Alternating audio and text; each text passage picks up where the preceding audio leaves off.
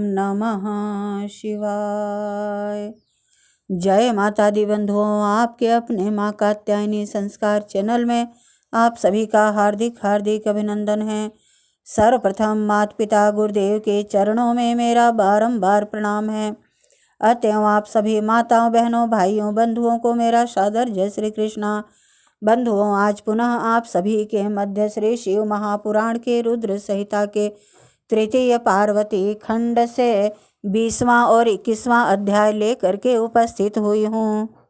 बंधुओं, जैसा कि आप सभी जानते ही हैं कि भगवान शिव अविनाशी और अल्प भक्ति से ही तत्काल ही प्रसन्न हो जाते हैं। अपने भक्तगणों के समस्त कष्टों को दूर करके उन्हें सर्वस्व मनवांछित फलों को प्रदान कर देते हैं। ऐसे हमारे अविनाशी भोले भंडारी भगवान शिव हैं। ऐसे भगवान शिव की प्रार्थना, वंदना और कथा श्रवण आदि अनेकों शुभ कर्मों को प्रदान करने वाले हैं। अनेक शुभ कर्मों को करते हुए हम शीघ्र ही भगवान शिव को प्रसन्न कर सकते हैं। यह शिव महापुराण हर प्रकार के संकटों का नाश करने वाला है, हर प्रकार के आदि व्याधि को हरने वाला है, चतुर्विध पुरुषार्थ प्रदान करने वाला है तथा अंत समय में हमें मोक्ष प्रदान करने वाला यह पावन गंगामय शिव महापुराण है। भक्तगणों, इस गंगामय शिव महापुराण का श्रवण, मनन, स्तवन आदि करने से मनुष्य कभी भी अधोगति में नहीं जाता है। भगवान शिव का स्तोत्र हर प्रकार के संकटों से मुक्ति दिलाने वाला है। भगवान शिव स्वतंत्र अविनाशी पुरुष हैं। इनके श्रवण मनन से मनुष्य कृत्य हो जाता है। सभी पुराणों में भगवान शिव की महिमा का अनेकों प्रकार से, अनेक ढंग से वर्णन किया गया है। भगवान शिव की महिमा का कोई भी पार नहीं पा सकता, ऐसा शिव महापुराण है। भक्तजनों, आप सभी के मध्य मैं यह शिव महापुराण के प्रत्येक अध्याय लेकर के उपस्थित हुई हूँ। हर अध्याय में कुछ न कुछ विशेष भगवान की महिमाओं का वर्णन किया गया है। अनेक कथा कहानियाँ इनके माध्यम से आपके बीच में मैं ला रही हूँ। भक्तजनों, यदि आप सभी को मेरा यह प्रयास अच्छा लगे, सार्थक लगे तो प्लीज़ लाइक, शेयर व सब्सक्राइब अवश्य करें। धन्यवाद बंधुओं। ओम नमः शिवाय। अब सबसे पहले श्री गजानंद महाराज का स्मरण करते हुए 20वां और 21वां अध्याय प्रारंभ करते हैं। ओम नमः शिवाय। सिंदूरवर्णं द्विभुजं गणेशं लंबोदरं पद्मदले निविष्टं ब्रह्मादिदेवः परिसेव्यमानं सिद्धैर्युतं तं प्रणमामि देवम्। ओम नमः शिवाय। बंधुओं, 20वें और 21वें अध्याय में ब्रह्मा जी का शिव की क्रोधाग्नि को बड़वानल की संज्ञा दे समुद्र में स्थापित करके संसार के भय को दूर करना, शिव के विरह से पार्वती का शोक तथा नारद जी के द्वारा उन्हें तपस्या के लिए उपदेश पूर्वक पंचाक्षर मंत्र की प्राप्ति कराने का वर्णन किया गया है। सावधान। बंधुओं, सावधान का वर्णन मैंने पहले ही आप सभी से कई अध्यायों में किया है। सावधान का मतलब है कि आप एकाग्र चित्त होकर के भगवान शिव के कथाओं का श्रवण और मनन करें। ब्रह्मा जी कहते हैं, नारद, जब भगवान रुद्र के तीसरे नेत्र से प्रकट हुई अग्नि ने कामदेव को शीघ्र जलाकर भस्म कर दिया, तब वह बिना किसी प्रयोजन के ही प्रज्वलित हो सब ओर फैलने लगी। इससे चराचर प्राणियों सहित तीनों लोकों में महान हाहाकार मच गया। तात संपूर्ण देवता और ऋषि तुरंत मेरी शरण में आए। उन सब ने अत्यंत व्याकुल होकर मस्तक झुका दोनों हाथ जोड़ मुझे प्रणाम किया और मेरी स्तुति करके वह दुख निवेदन किया। वह सुनकर मैं भगवान शिव का स्मरण करके उसके हेतु का भली भांति विचार कर तीनों लोकों की रक्षा के लिए विनीत भाव से वहां पहुंचा। वह अग्नि ज्वाला मालाओं से अत्यंत उद्विप्त हो जगत को जला देने के लिए उद्धत थी, परंतु भगवान शिव की कृपा से प्राप्त हुए उत्तम तेज के द्वारा मैंने उसे तत्काल स्तंभित कर दिया। मुने, त्रिलोकी को दग्ध करने की इच्छा रखने वाली उस क्रोधमय अग्नि को मैंने एक ऐसे घोड़े के रूप में परिणित कर दिया जिसके मुख से सौम्य ज्वाला प्रकट हो रही थी। भगवान शिव की इच्छा से उस बाढ़व शरीर घोड़े वाली अग्नि को लेकर मैं लोकहित के लिए समुद्र तट पर गया। मुने, मुझे आया देख समुद्र एक दिव्य पुरुष का रूप धारण करके हाथ जोड़े हुए मेरे पास आए। मुझ संपूर्ण लोकों के पितामह की भली भांति विधिवत पूजन स्तुति वंदना करके सिंधु ने मुझसे प्रसन्नता पूर्वक कहा। सागर बोला, हे सर्वेश्वर, हे ब्रह्मन, आप यहाँ किस लिए पधारे हैं? मुझे अपना सेवक समझकर बात को प्रीतिपूर्वक कहिए। सागर की बात सुनकर भगवान शंकर का स्मरण करके लोकहित का ध्यान रखते हुए मैंने उससे प्रसन्नतापूर्वक कहा, तात समुद्र, तुम बड़े बुद्धिमान और संपूर्ण लोकों के हितकारी हो। मैं शिव की इच्छा से प्रेरित हो हार्दिक प्रीतिपूर्वक तुमसे कह रहा हूँ, यह भगवान महेश्वर का क्रोध है जो महान शक्तिशाली अश्व के रूप में यहाँ उपस्थित है। यह कामदेव को दग्ध करके तुरंत ही संपूर्ण जगत को भस्म करने के लिए उद्धत हो गया था। यह देख पीड़ित हुए देवताओं की प्रार्थना से मैं शंकरेक्षावश वहां गया और इस अग्नि को स्तंभित किया। फिर इस घोड़े का रूप धारण किया और इसे लेकर मैं यहाँ आया। जलाधार, मैं जगत पर दया करके तुम्हें यह आदेश दे रहा हूँ, इस महेश्वर के क्रोध को जो बाढ़व का रूप धारण करके मुख से ज्वाला प्रकट करता हुआ खड़ा है, तुम प्रलय काल पर्यंत धारण किए रहो। सरतपते, हे सरितपते, जब मैं यहाँ आकर वास करूँगा तब तुम भगवान शंकर के इस अद्भुत क्रोध को छोड़ देना।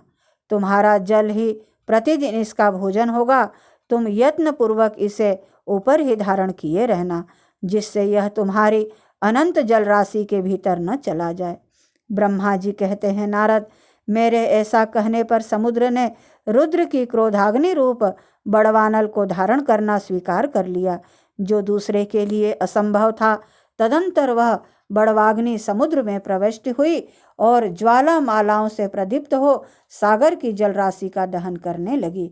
मुने, इससे संतुष्ट चित्त होकर मैं अपने लोक को चला आया और वह दिव्य रूपधारी समुद्र मुझे प्रणाम करके अदृश्य हो गया। महामुने, रुद्र की उस क्रोधाग्नि के भय से छूटकर संपूर्ण जगत स्वस्थता का अनुभव करने लगा और देवता तथा मुनि सुखी हो गए। नारद जी बोले, दयानिधे मदन, दहन के पश्चात गिरिराज नंदनी पार्वती देवी ने क्या किया? वे अपनी दोनों सखियों के साथ कहाँ गई, यह सब मुझे बताइए। ब्रह्मा जी ने कहा, भगवान शंकर के नेत्रों से उत्पन्न हुई आग ने जब कामदेव को दग्ध किया तब वहाँ महान अद्भुत शब्द प्रकट हुआ, जिससे सारा आकाश गूंज उठा। उस महान शब्द के साथ ही कामदेव को दग्ध हुआ देख भयभीत और व्याकुल हुई पार्वती दोनों सखियों के साथ अपने घर चली गई। उस शब्द से परिवार सहित हिमवान भी बड़े विस्मय में पड़ गए और वहां गई हुई अपनी पुत्री का स्मरण करके उन्हें बड़ा ही क्लेश हुआ। इतने में ही पार्वती दूर से आती हुई दिखाई दी। वे शंभु के विरह से रो रही थीं। अपनी पुत्री को अत्यंत विवल हुई देख शैलराज हिमवान को बड़ा शोक हुआ और वे शीघ्र ही उसके पास जा पहुँचे। वे दोनों हाथ से उसकी दोनों आंखें पोंछकर बोले, हे शिवे, डरो मत, रो मत, ऐसा मत करो। ऐसा कहकर अचलेश्वर हिमवान ने अत्यंत विवल हुई पार्वती को शीघ्र ही गोद में उठा लिया और उसे सांत्वना देते हुए वे अपने घर ले आए। कामदेव का दाह करके महादेव जी अदृश्य हो गए थे, अतः उनके विरह से पार्वती अत्यंत व्याकुल हो उठी थी। उन्हें कहीं भी सुख या शांति नहीं मिलती थी। पिता के घर जाकर जब वे अपनी माता से मिली, उस समय पार्वती शिवा ने अपना नया जन्म हुआ माना। वे अपने रूप की निंदा करने लगी और बोली, हाय मैं मारी गई। सखियों के समझाने पर भी वे गिरिराज कुमारी कुछ समझ नहीं पाती थी। वे सोते जागते, खाते पीते, नहाते धोते, चलते फिरते और सखियों के बीच में खड़े होते समय भी कभी किंचित मात्र भी सुख का अनुभव नहीं करती थी। मेरे स्वरूप को तथा जन्म कर्म को भी धिक्कार है, ऐसा कहती हुई वे सदा महादेव जी की प्रत्येक चेष्टा का चिंतन करती थी। इस प्रकार पार्वती भगवान शिव के विरह से मन ही मन अत्यंत क्लेश का अनुभव करती और किंचित मात्र भी सुख नहीं पाती थी। वे सदा शिव शिव का जप किया करती थी। शरीर से पिता के घर में रहकर भी वे चित्त से पिनाक पाणी भगवान शंकर के पास पहुंची रहती थी। तात शिवा शोक मग्न हो बारंबार मूर्छित हो जाती थी। शैलराज, हिमवान, उनकी पत्नी मेनका तथा उनके मैनाक आदि सभी पुत्र जो बड़े ही उदार चेता थे, उन्हें सांत्वना देते रहते थे। तथापि वे भगवान शंकर को भूल न सकी। बुद्धिमान देवर्षि, तदंतर एक दिन इंद्र की प्रेरणा से इच्छानुसार घूमते हुए तुम हिमालय पर्वत पर आए। उस समय महात्मा हिमवान ने तुम्हारा स्वागत सत्कार किया और कुशल मंगल पूछा। फिर तुम उनके दिए हुए उत्तम आसन पर बैठे। तदंतर शैलराज ने अपनी कन्या के चरित्र का आरंभ से ही वर्णन किया। किस तरह उसने महादेव जी की सेवा आरंभ की और किस तरह उनके द्वारा कामदेव का दहन हुआ, यह सब कुछ बताया। मुने, यह सब सुनकर तुमने गिरिराज से कहा, शैलेश्वर, भगवान शिव का भजन करो। फिर उनसे विदा लेकर तुम उठे और मन ही मन शिव का स्मरण करके शैलराज को छोड़ शीघ्र ही एकांत में काली के पास आ गए। मुने, तुम लोकोपकारी ज्ञानी तथा शिव के प्रिय भक्त हो, समस्त ज्ञानवानों के शिरोमणि हो, अतः काली के पास आ उसे संबोधित करके उसी के हित में स्थित हो, उससे सादर यह सत्य वचन बोले। नारद जी, तुमने कहा, कालिके तुम मेरी बात सुनो। मैं दयावश सच्ची बात कह रहा हूँ।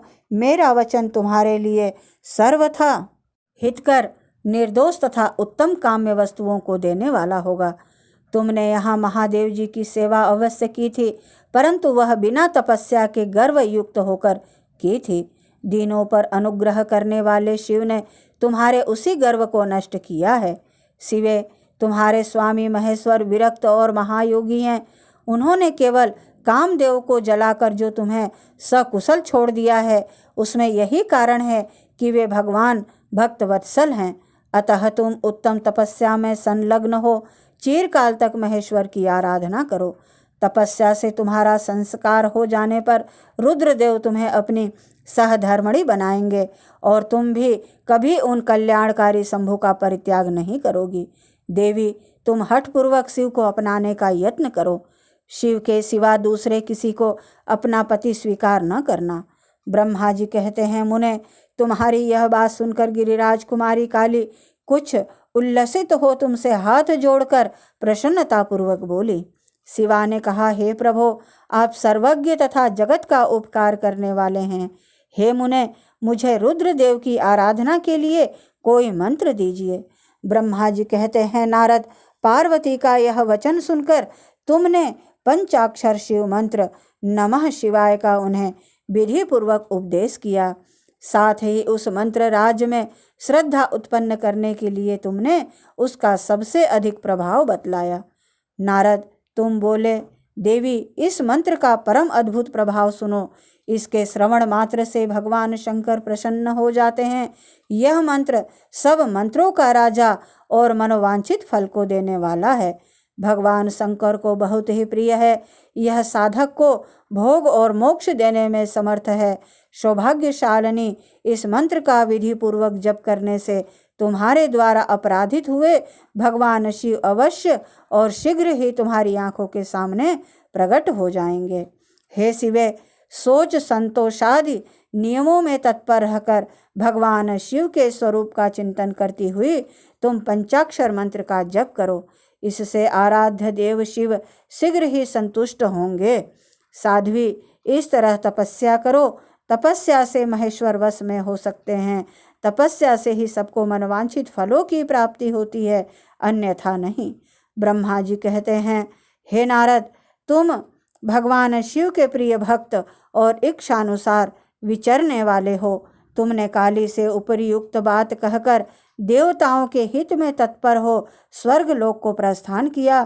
तुम्हारी बात सुनकर उस समय पार्वती बहुत प्रसन्न हुई। उन्हें परम उत्तम पंचाक्षर मंत्र प्राप्त हो गया था। ओम नमः शिवाय।